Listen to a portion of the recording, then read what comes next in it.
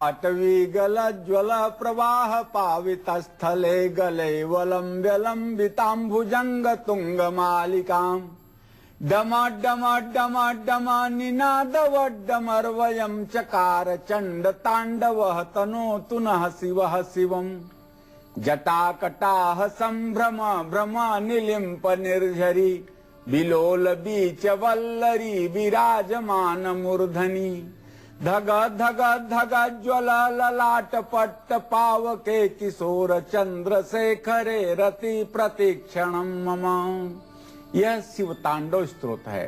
रावण ने भगवान शिव को प्रसन्न करने के लिए यह शिव तांडव की स्तुति कहा। मैं आप लोगों को बताना चाहता हूं, सोमवार का दिन है। यदि आप भगवान शिव की आराधना कर रहे हैं तो आराधना के उपरांत आप इस शिव तांडव स्तोत्र का जरूर पाठ करें। यदि आप भाव विभोर होकर के शिव जी के लिए आप यह शिव तांडव का पाठ करेंगे तो आप विश्वास करिए आपकी मनोकामना आशुतोष अवधरदानी भगवान शिव अवश्य पूरी करेंगे। पंडित जी बहुत बहुत स्वागत है आपका। धन्यवाद। चर्चा को आगे बढ़ाए उससे पहले जान लेते हैं आज का शुभ मुहूर्त।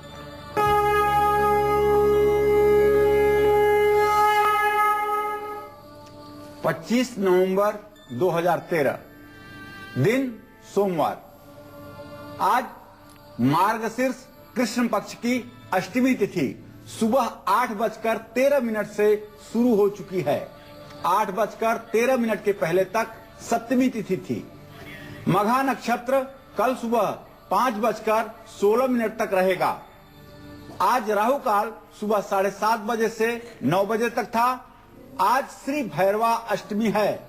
आज भैरव जी के उत्पत्ति का दिन है। आज सायंकाल भैरव उत्पत्ति का समय एक उत्सव के रूप में मनाया जाएगा। आज भैरव यात्रा और दर्शन पूजन का विशेष दिन है। आज जो लोग विवाह के बाद बहुओं को अपने घर पहली बार ले जाना चाहते हैं उसका भी शुभ मुहूर्त है, अर्थात वधू प्रवेश का आज शुभ मुहूर्त है। तो आज पंडित जी आपको 7 परेशानियों के लिए 7 शिवलिंग और उनसे जुड़े 7 उपाय बताने वाले हैं। तो सबसे पहली समस्या आज की भागदौड़ भरी जिंदगी में है सुख चैन की कमी, वो भी वैवाहिक जीवन में। इसके लिए पंडित जी शिवलिंग की पूजा करने के लिए क्या कहेंगे और साथ में कौन से उपाय आप दर्शकों को बताएंगे? प्रातः स्मरामि भवभीतिहरं सुरेशं गंगाधरं वृषभवाहनम् अम्बिकेशं खड्वांग वरदाभय हस्तमीशं संसार रोग हरमौषधम द्वितीयम्। भगवान शिव का स्मरण करने से, दर्शन करने से, मन में चिंतन करने से सब प्रकार की आदि व्याधि समाप्त होती है। आज मैं अपने दर्शकों को बताना चाहूंगा कि आशुतोष तुम अवधर दानी आरत हरहु दीन जन जानी। जो अपने भक्तों के आर्त पुकार को तत्काल सुनते हैं और मनोकामनाओं को पूर्ण करते हैं, उन्हीं भगवान के शिवलिंग के विग्रह का दर्शन पूजन करने का क्या फल होता है, इसी विषय पर आज हमारी चर्चा केंद्रित रहेगी। आज मैं अपने दर्शकों को बताना चाहूंगा कि वैवाहिक जीवन को सुखी बनाने के लिए संगमरमर का शिवलिंग घर पर लाना चाहिए। संगमरमर एक प्रकार का चमकीला सफेद पत्थर है।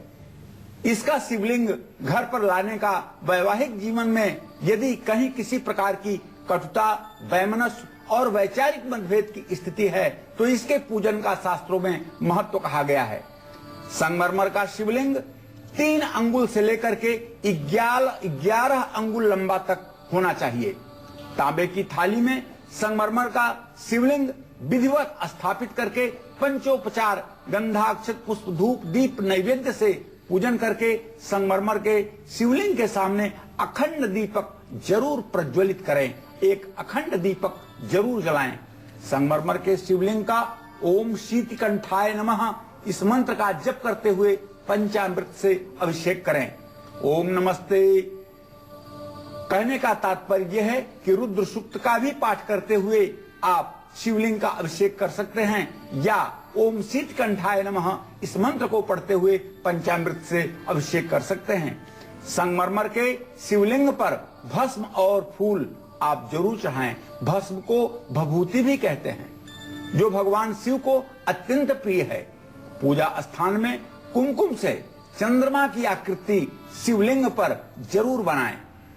जल्दी शादी होगी, वैवाहिक जीवन सुखी रहेगा और संतान सुख की प्राप्ति भी होगी। यदि आपके दाम्पत्य जीवन में किसी तरह की उठापटक की स्थिति चल रही है, वैवाहिक जीवन में किसी तरह की मनभेद और मतभेद की स्थिति चल रही है, तो इस शिवलिंग की 108 दिन तक लगातार पूजन करने से, बिल्वपत्र चढ़ाने से सब प्रकार की परेशानियों का अंत होता है। इसमें कोई संदेह नहीं, यह करके देखना चाहिए। अपनी खुद की प्रॉपर्टी होना आजकल बहुत जरूरी सा लगने लगा है, लेकिन अगर आपके सामने अपनी प्रॉपर्टी खरीदने या बनाने में बहुत मुश्किलें आ रही हैं, तो आपको अपने घर में कौन सा शिवलिंग स्थापित करना चाहिए, ये बताएंगे आपको पंडित जी, लेकिन थोड़ी देर में। उससे पहले बात कर लेते हैं मेष राशि वाले जातकों के लिए कैसा रहने वाला है आज का राशिफल। जी पंडित जी। आज मेष राशि के जातकों का हर जगह भाग्य साथ देगा। आज आप ये कह सकते हैं कि भाग्य आपके साथ समानांतर दिशा में चलेगी। नौकरी में आपको प्रमोशन मिलेगा और प्रतियोगी परीक्षा में आपका प्रदर्शन सराहनीय होगा। निश्चित रूप से सफलता आपके कदम चूमेगी। नया घर या प्रॉपर्टी खरीदने के लिए बहुत अनुकूल समय है। आप निर्णय कीजिए और प्रॉपर्टी, घर, जमीन, किसी प्रकार की अचल संपत्ति के लिए आपको आगे बढ़ना चाहिए। आज आपके लिए आवश्यक है कि आप अपने पिता का आशीर्वाद लें और पिता के मार्गदर्शन में कोई काम शुरू करें, इसमें आपको सफलता मिलेगी। जय मां विंध्यवासिनी।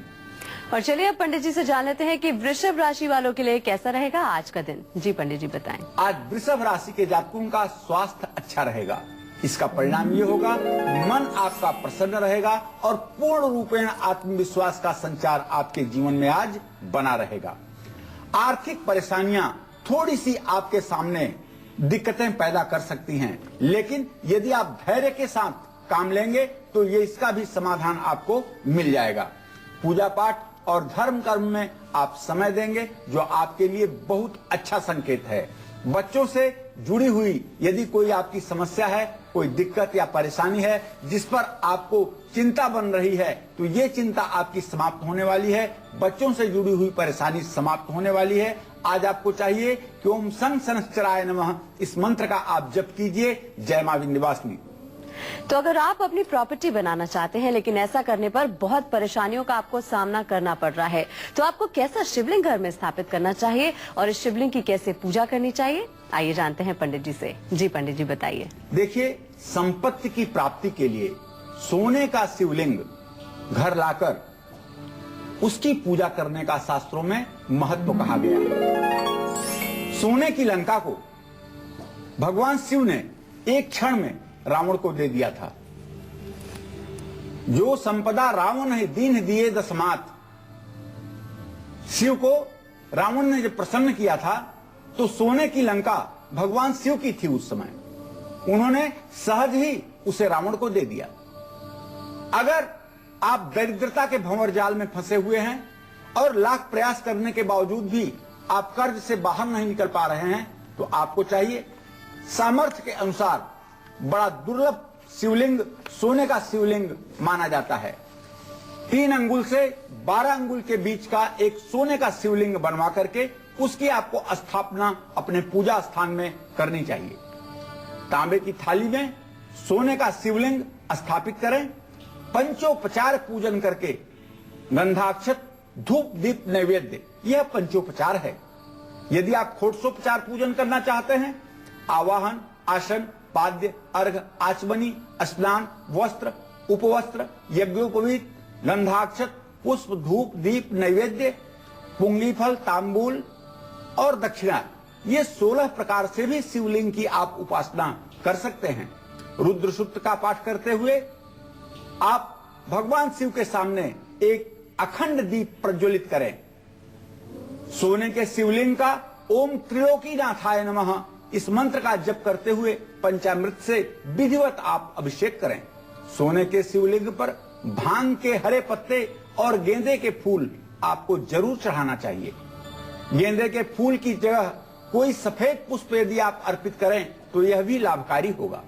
पूजा स्थान में कुमकुम से ओम शिवलिंग पर यदि आप बना सकते हैं तो जरूर बनाइए, इससे आपको लाभ मिलेगा। धन लाभ होगा, उच्च पद की प्राप्ति होगी, भूमि वाहन खरीदने का योग बनेगा, और जीवन सब प्रकार के सुख एवं वैभव से युक्त हो जाएगा, इसमें कोई संदेह नहीं। तो चलिए अब बात कर लेते हैं मिथुन राशि वालों के जातकों की। कैसा रहेगा उनका आज का दिन? जी पंडित जी बताएं। आज मिथुन राशि के जो जातक हैं उनके लिए यह दिन आर्थिक रूप से बहुत चमत्कार वाला दिन है। आज आपका कहीं जो धन रुका हुआ है, फंसा हुआ है, वो आपके थोड़े से प्रयास से मिलने का पूरा योग बन रहा है। सभी सरकारी कामकाज आपके पूरे होंगे। शासन के उच्च पदों पर बैठे हुए लोगों की कृपा दृष्टि आपके ऊपर बनेगी। नौकरी में आपको अच्छे पद की प्राप्ति हो सकती है। आपके प्रमोशन का पूरा योग बन रहा है।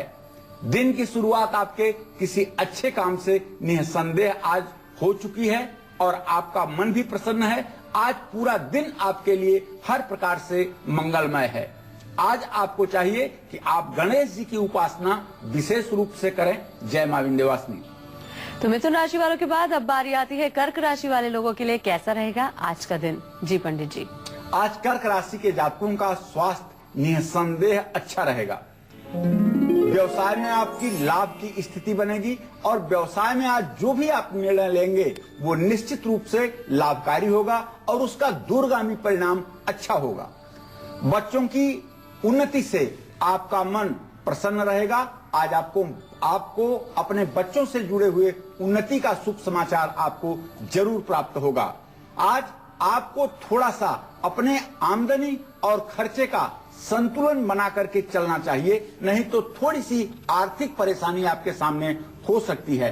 आज आपको चाहिए कि भगवान शिव का आप जलाभिषेक जरूर करें, इससे आपकी मनोकामना पूरी होगी। जय मां विंध्यवासिनी।